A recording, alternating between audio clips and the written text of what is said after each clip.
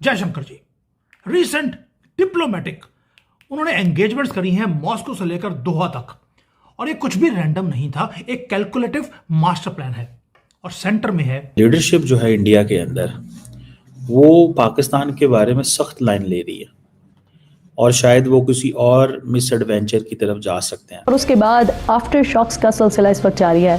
हर single meeting, हर single handshake जो किया गया वो कनेक्ट करता है एक स्ट्रेटेजिक थ्रेड के साथ।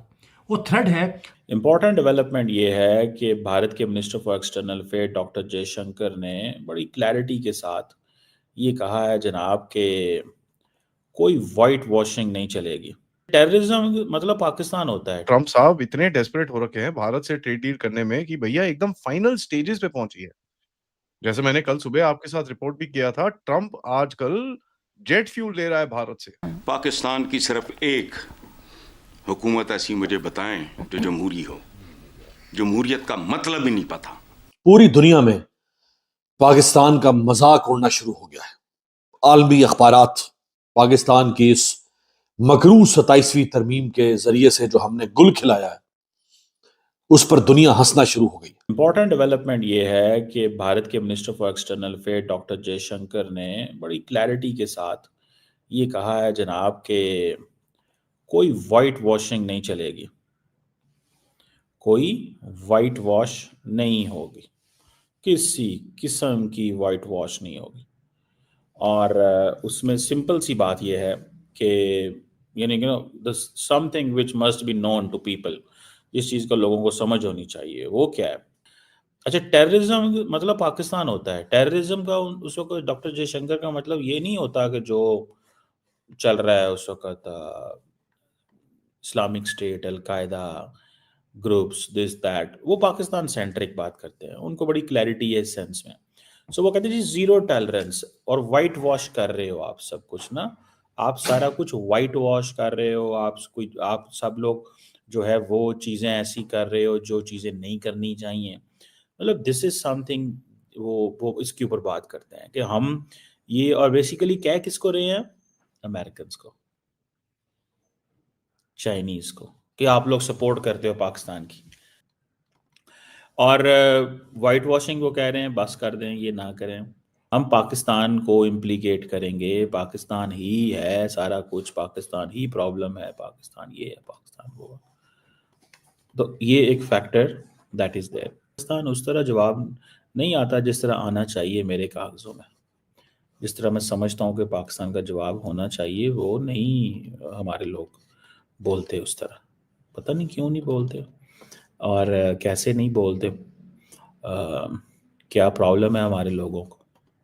देखें ये चीज़ जो है ना, ये बड़ी इट हैज़ ए पॉइंट, इसका बड़ा पॉइंट होता है। ठीक है दोस्तों, ये सारे जो काम हो रहे हैं ये चैरिटी नहीं है, स्ट्रेटेजिक इंफ्रास्ट्रक्चर सिक्योरिटी का काम हो रहा है। अफगानिस्तान को सिक्योरिटी चाहिए, हम दे रहे हैं, we are giving them air power ताकि वहां पर स्पेस स्टेबिलिटी आए। ऑलरेडी जो ड्रग्स का बिजनेस था हमने खत्म करवा दिया, वीट उग रहा है वहां पर, और हमें अनइंटरप्टेड ट्रेड के रूट्स चाहिए थे, वो हमें मिल रहे हैं। Classic win win position. किसी ने सोचा नहीं था कि अफगानिस्तान को इक्वेशन में अंदर डालकर हम पूरी इक्वेशन को सेव भी कर लेंगे और इक्वेशन को चेंज भी कर लेंगे। अब अफगानिस्तान ने क्या किया, हैरान करने वाली बात है। पहली बात, मुझे पहली बार पता लगा कि अफगानिस्तान के पास एक एयरलाइंस है, आरियाना एयरलाइंस उसका नाम है। नवंबर 16, आरियाना अफगान एयरलाइंस, उन्होंने काम किया कि जो कार्गो, जो उनके पास कार्गो प्लेन भी है, जो कार्गो भारत जाएगा उसका उन्होंने रेट कम कर दिया। $1, 90 रुपए पर किलोग्राम। कोई भी सामान अफगानिस्तान से जो भारत जाएगा उसका $1 खर्च आएगा। उसमें आएगा क्या, फ्रूट्स, सैफरन, ड्राई फ्रूट्स जो अफगानिस्तान के पास है। ये जो रेट था ये $2.5-3 से ज़्यादा था, $1 कर दिया है। नाउ आप सोच के देखिए ये सडन डिस्काउंट दिया क्यों। पहली बात, पाकिस्तान ने अपने बॉर्डर को अफगानिस्तान के साथ क्लोज कर दिया है। $1500 मिलियन का धंधा होता था पाकिस्तान और अफगानिस्तान के बीच में, ब्लॉक हो गया। तो अब अफगानिस्तान क्या कर रहा है, उन्होंने ये एयर फ्रेट को कम किया भारत के लिए ताकि डायरेक्ट फ्लाइट्स काबुल से दिल्ली तक पहुंचनी शुरू हो जाए, और 500 टन से ज़्यादा सामान वो हर महीने भारत आएगा अफगानिस्तान से। यानी कि अफगानिस्तान से अब आएंगे पोमीग्रेनेट आएगा, सैफरन आएगा, फ्रूट्स हैं, ड्राई फ्रूट्स हैं। लेकिन अफगानिस्तान को हमारे उसके बदले मिलेगा क्या? 3 चीज़ें। मेडिसिन, उनको मशीनरी चाहिए वो मिलेगी, प्लस सिक्योरिटी। और इसके बदले में आईमैक जो हमारा है या हमारा जो नॉर्थ साउथ ट्रांसपोर्ट कॉरिडोर है उसकी सिक्योरिटी हमें मिलती है। कोई पाकिस्तान बीच में आने की जरूरत नहीं है, किसी मिडलमैन की जरूरत नहीं है। Direct economic and military lifeline Afghanistan की जुड़ गई भारत के साथ। दोस्तों, अब ये है प्लान जिसके लिए आपकी मीटिंग हुई है कतर में, रशिया में, सेंट्रल एशिया में, अफगानिस्तान से बात चल रही है।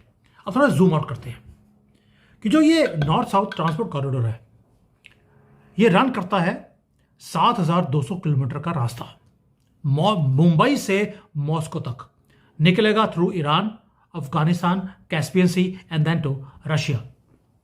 हमारा जो ट्रांजिट टाइम है अभी कभी 50 कभी 60 दिन लगते हैं, क्योंकि सारे रास्ते में प्रॉब्लम्स हैं। रास्ता कौन सा? रेड सी का, सुएज कनाल का। वो जो 50-60 दिन में सामान पहुंचता है रशिया से, वो 25 दिन में पहुंचेगा। और जो हमारा फ्रेट रूट है उसकी जो कॉस्ट है वो 40% चीपर होती है। इसलिए अफगानिस्तान का बीच में आना वो बहुत ज़्यादा ज़रूरी था। आपने सिर्फ ये थोड़ा ही करना होता है कि आपने सिर्फ हल्का फुल्का जवाब दे दिया। आपने ये करना होता है कि आपने पूरी गेम उठानी होती है। पूरी की पूरी गेम जो है वो उठानी होती है और कहना होता है कि हम इस तरह कर देंगे, कर देंगे।